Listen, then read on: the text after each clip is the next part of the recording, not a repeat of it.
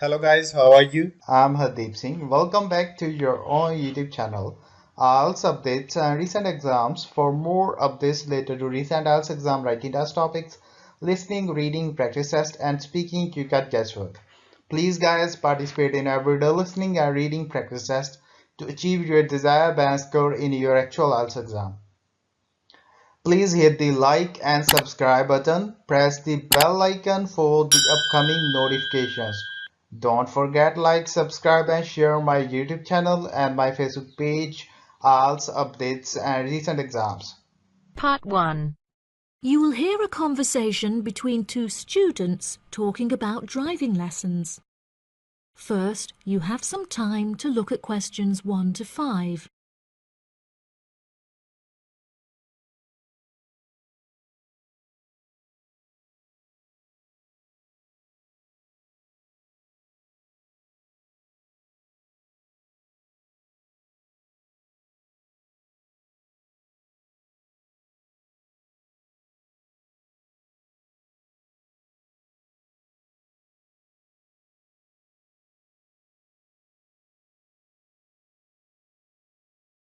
Hi, Zach. I heard you passed your driving test. Congratulations. Thanks, Olivia.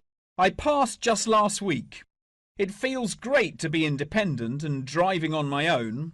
I really want to take driving lessons, but I haven't been able to find a driving school that will give lessons during the weekends, so that I don't have to miss any classes at college.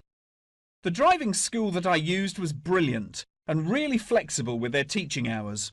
It's really close to the school. The address is 67 Kings Road. That's 67 King '(S) Road. Oh, that's perfect. I don't like the idea of driving around busy streets. Did your teacher make you drive in urban areas, or did he mainly teach you on roads in the countryside? My teacher said that I had to learn on both in order to become a good and experienced driver. We would start in the city centre and then drive north above the city. He sounds like a good teacher. Would you mind giving me his contact details so I can ask him for lessons? Of course. My mother's friend Daniel Smith referred me to him. His name is Alan Sutcliffe. Could you spell the surname, please? Sutcliffe.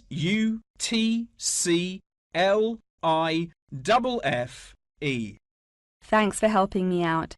I'll give him a call tomorrow. I don't know if I should learn in a manual or automatic car. How do I decide? I wasn't sure which type of car to learn in either. In the end, I chose to learn in a manual car because once you've learnt how to drive manually, you can drive automatic as well.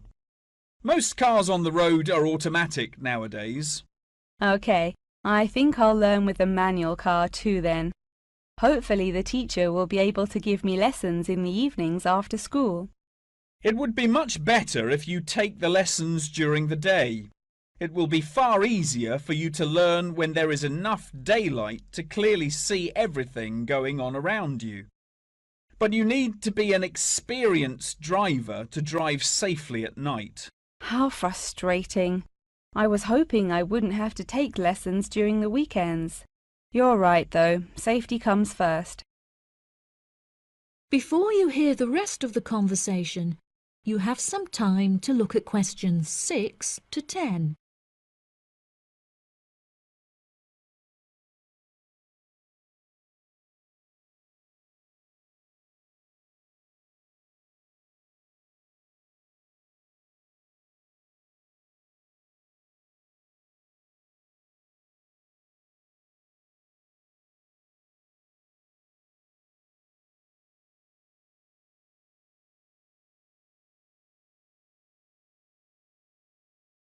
Speaking of safety, you should wait until summer to start learning.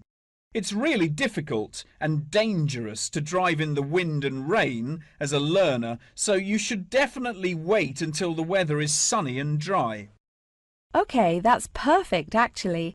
It will give me some time to save up some money to pay for the lessons. Tell me about it. I had to work for months before I had enough money saved up. It was worth all the work when I finally got my driving licence, though. The whole process is so expensive. How much did it cost you in the end? Well, each half-hour lesson cost $30, and then the final test cost $50. In total, it cost me about $300. Gosh, it's pretty expensive. How did you find the test? Was it really difficult? No, it wasn't too bad, and the man was really calm and friendly.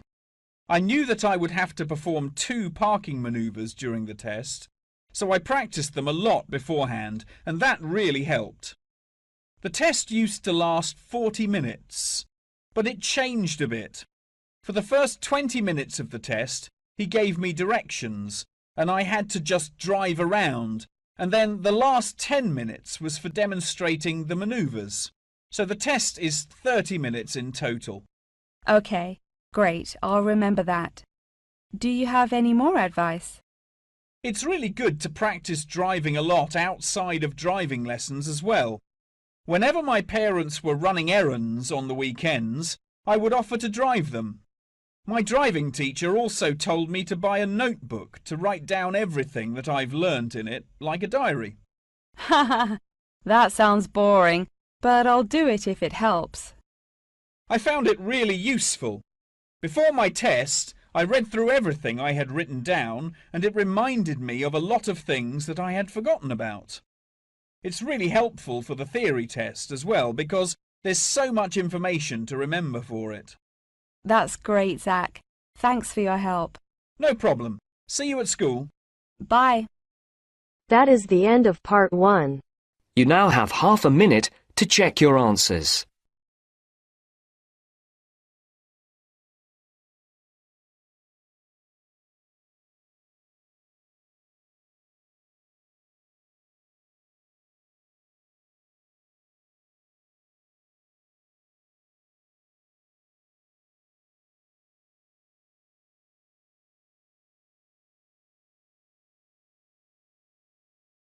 Now turns to part 2.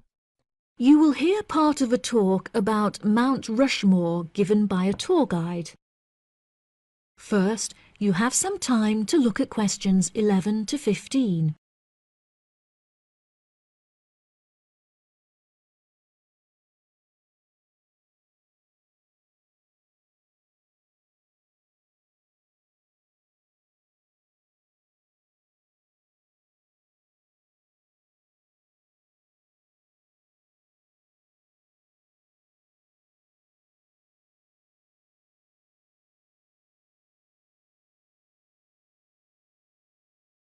Good morning, everybody, and welcome to Mount Rushmore.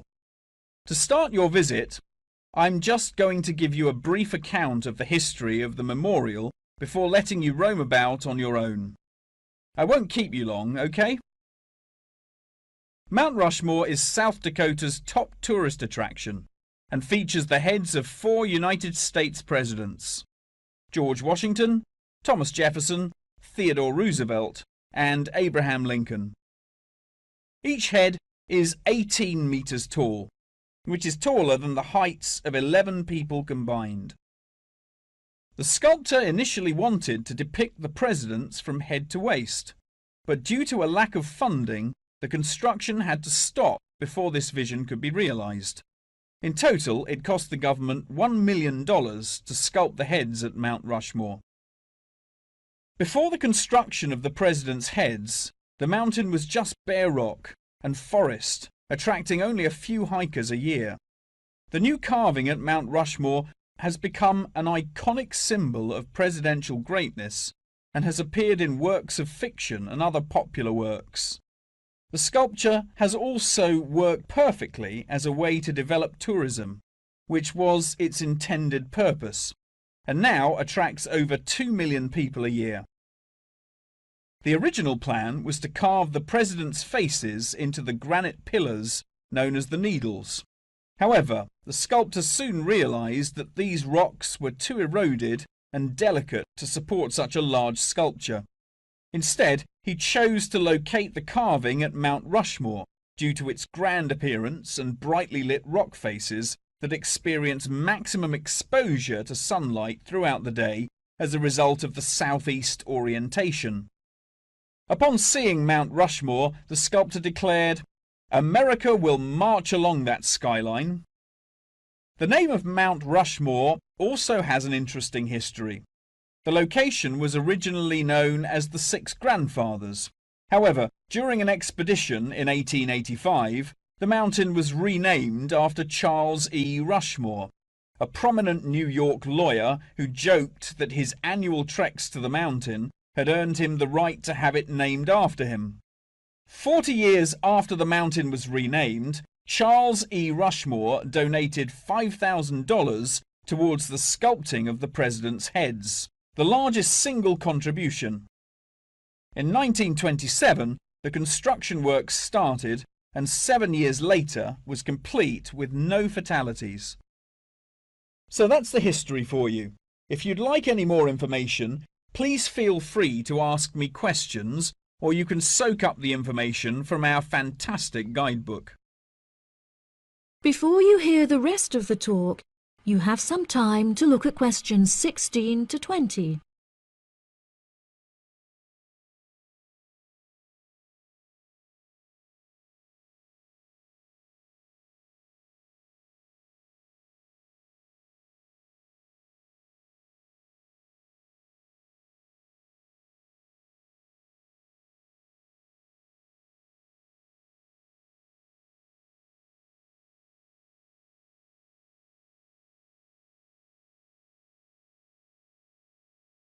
Now I'm going to give you a plan of the site, and I'd just like to point out where everything is so that you can explore everything for yourself.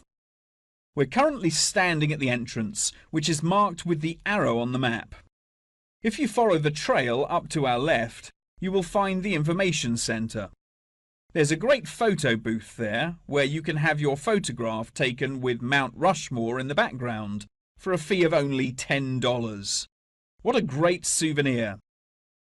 In front of us is the refreshment centre, where you can help yourselves to coffee, locally grown tea, and a delicious selection of cold drinks and biscuits. Be sure to stay hydrated as it can get really hot up here. To our right, not far up the trail, is the gift shop. Here we sell copies of the guidebook, and it's also the perfect place to pick up some small souvenirs for yourself, your family and friends. Now, further up the trail, behind the gift shop, is a big stone building with a workshop. This is where all of our souvenirs are made by hand, which you can purchase in the gift shop, like I said before. Some are even carved from pieces of rock taken from Mount Rushmore itself. If you carry on walking up the trail past the workshop, you'll find our state-of-the-art visitor centre, where you can find maps of the walking trails here at Mount Rushmore. Now for the real treat. After you have walked past the visitor centre, you can follow the trail up to the left, which will take you to our wooden shelter. From here you will have the best view of Mount Rushmore that there is, an experience not be forgotten. Right, if anyone wants a guided tour, then I'm starting at the information centre. If you'd like to follow me, this way please. That is the end of part 2. You now have half a minute to check your answers.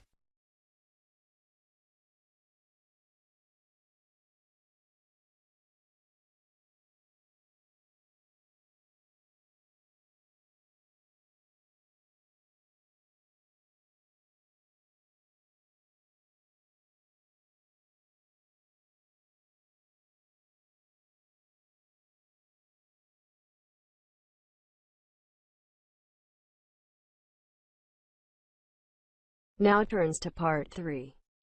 You'll hear 3 students discussing an assignment they are doing together. First, you have some time to look at questions 21 to 26.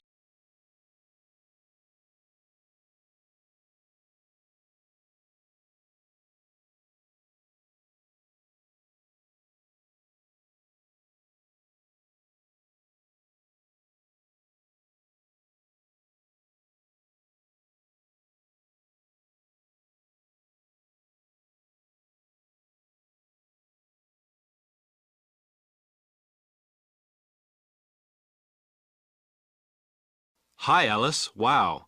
I'm about 15 minutes late. Sorry about that. The bus got stuck in a lot of traffic. You want to go over the presentation we have to do now, or get something to eat? No problem. There's always traffic at this time. Juan and I were thinking we could eat afterwards, so we could relax and enjoy our meal. Sounds good. So let's go over what we have to do again. OK, well, since it's a long presentation, we'll work together on the different parts of it. What did we decide to call it again?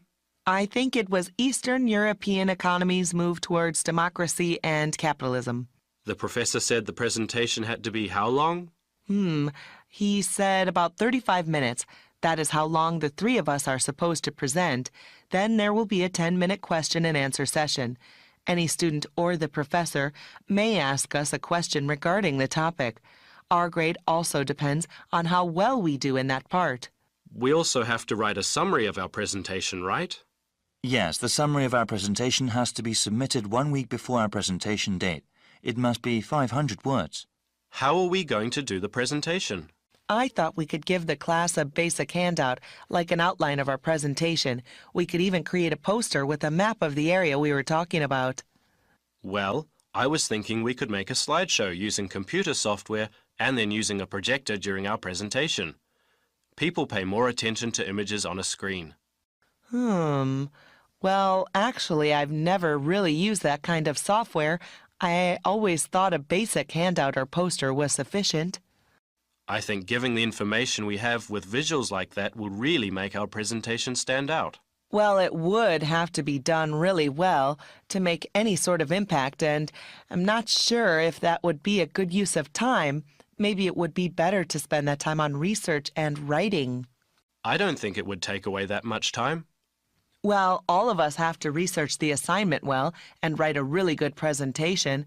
I think making a fancy visual presentation wouldn't help.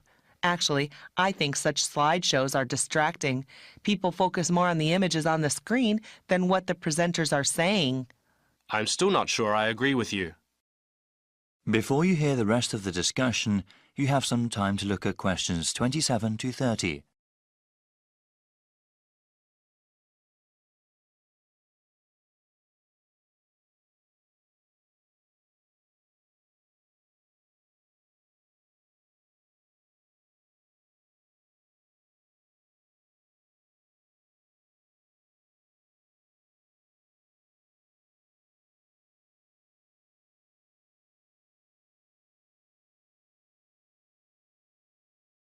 All right then, let's go through some of the reading material. What was the main text we had? It's called The Political Economy of the Former Soviet Bloc by Fovac. That's spelled F-O-V-A-C? Yes, that deals with the specific area of Europe we are researching. There is also An Economy in Transition by Smith. That one is published by the University Press. Well, the professor suggested another useful book, one that focuses on the leadership of those countries. Sometimes the personalities of those in power affected historical events. It's called Foisted into Power by Brown, published by the Academic Press in 2005. Well, we still have to plan out a few more things, but I am quite hungry now. Shall we get a snack before we proceed? Definitely. I'm getting a sandwich. I need some rice with lentil curry, that's for sure. Let's go to the all-campus dining center then.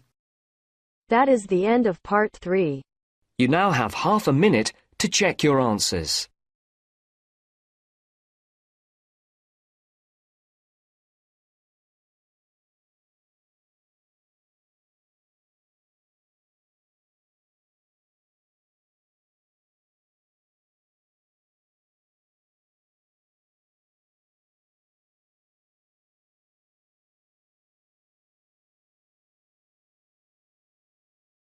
Now turns to part 4. You'll hear the first part of one lecture, in a series of lectures about environmental issues. First, you have some time to look at questions 31 to 40.